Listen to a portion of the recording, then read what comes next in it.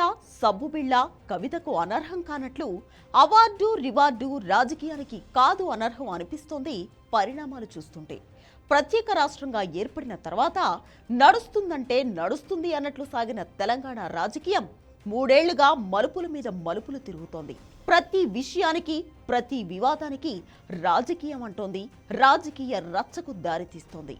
ఇప్పుడు ఇదంతా ఎందుకు అంటే పద్మ అవార్డుల విషయంలోనూ అదే కనిపిస్తోంది కాబట్టి. సిఫార్సు చేసిన వాళ్లకు పద్మ అవార్డులు ఇవ్వలేదని, కేంద్రం అన్యాయం చేసిందని, తాము ఇక యుద్ధం చేస్తామంటూ సీఎం రేవంత్ రెడ్డి ఓ స్టేట్మెంట్ ఇచ్చారు.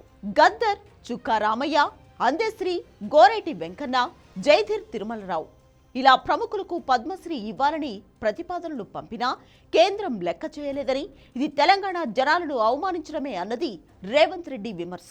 అన్యాయం కూడా తెలంగాణ చేసిండ్రు.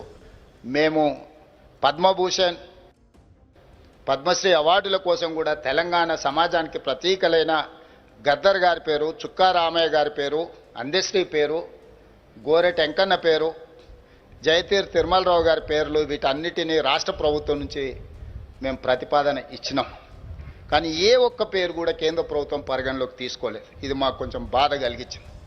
మిత్రుడు మందకృష్ణ మాదిగకి ఇచ్చినందుకు మనస్ఫూర్తిగా నేను అభినందిస్తున్నా. కానీ కేంద్ర ప్రభుత్వం గద్దర్ను, చుక్కా రామయ్య గారిని, జయ జయ హే తెలంగాణ అందించిన అందెశ్రీని, గోరెటి వెంకన్నను, జయతీర్ తిరుమలరావు గారిని అసలు పరిగణలోకే తీసుకోకపోవడం అనేది ఇది మన తెలంగాణ సమాజానికి కొంత బాధ కలిగించే అంశము. కేంద్ర ప్రభుత్వాలు ఇట్లా మన పట్ల వివక్ష చూపించినప్పుడు మనం ఎక్కడో ఒక దగ్గర మన నిరసన తెలపాల్సిన అవసరం ఉన్నది. ఆ నిరసన ప్రజాస్వామ్యయుతంగా ఉండాలని నేను బలంగా నమ్ముతున్నా. ఈ వేదిక మీద నుంచి మా అసంతృప్తిని కేంద్ర ప్రభుత్వానికి తెలియజేస్తున్నాం. రేవంత్ రెడ్డి మాటలపై కేంద్ర మంత్రి బండి సంజయ్ భగ్గుమన్నారు. మంచి పేరు పంపితే కేంద్రం పరిశీలిస్తుందని, ఏ పేరు పడితే ఆ పేరు పంపితే పద్మ అవార్డులు ఇవ్వరంటూ బండి ఫైర్ అయ్యారు. అక్కడితో ఆగారా అంటే గద్దర్కి పద్మ అవార్డు ఎలా ఇస్తాం, ఆయన భావజాలం ఏంటి, బరాబర్ గద్దర్కు ఇవ్వమంటూ నిప్పు రాజేశారు. ఇది ఇప్పుడు తెలంగాణ రాజకీయాలను రగిలిస్తోంది. చెప్పండి ఆయన భావజాలం ఏంది? ఎంతమంది భారతీయ జనతా పార్టీ కార్యకర్తలను మర్డర్ చేసిన వ్యక్తులు ఆయన ఎట్టిస్తాం? మేము పక్కా అయ్యాం. మా కార్యకర్తలను చంపితే మా కార్యకర్తలను చంపిన కార్యకర్తలను పాటలు పాడిన వ్యక్తి గద్దర్. అనేక మంది పోలీసులను ఎన్కౌంటర్ చేసిన విషయంలో గద్దర్. ఎట్లిస్తాం? బండి సంజయ్ వ్యాఖ్యలతో ఇప్పుడు కాంగ్రెస్ నేతలు ఫైర్ అవుతున్నారు. దీంతో బీజేపీ కాంగ్రెస్ యుద్ధం పీక్స్ కు చేరడం ఖాయంగా కనిపిస్తోంది.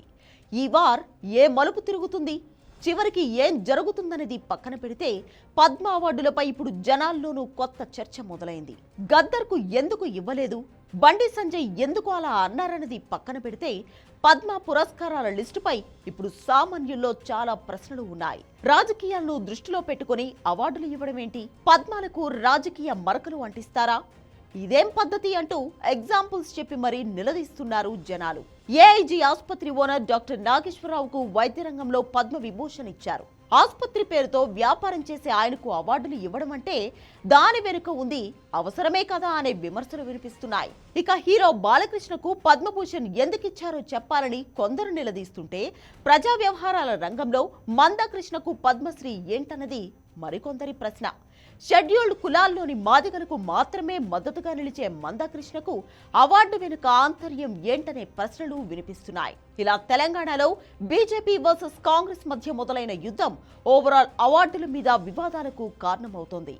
అయితే ఒకటి మాత్రం క్లియర్, పద్మ అవార్డులు సిఫార్సుల ద్వారా ఇవ్వరు, సిఫార్సు చేసిన వారికే ఇవ్వాలని లేదు. పద్మ అవార్డు ఎంపిక ప్రక్రియ పూర్తిగా కేంద్రం చేతుల్లోనే ఉంటుంది. ఫలానా వారికి ఇవ్వాలని రాష్ట్ర ప్రభుత్వాలు సిఫార్సు చేశాయని ఆ కమిటీ పరిగణనలోకి తీసుకోవాలన్న రూలేం లేదు, అలాగే తీసుకోకూడదన్న రూలు లేదు.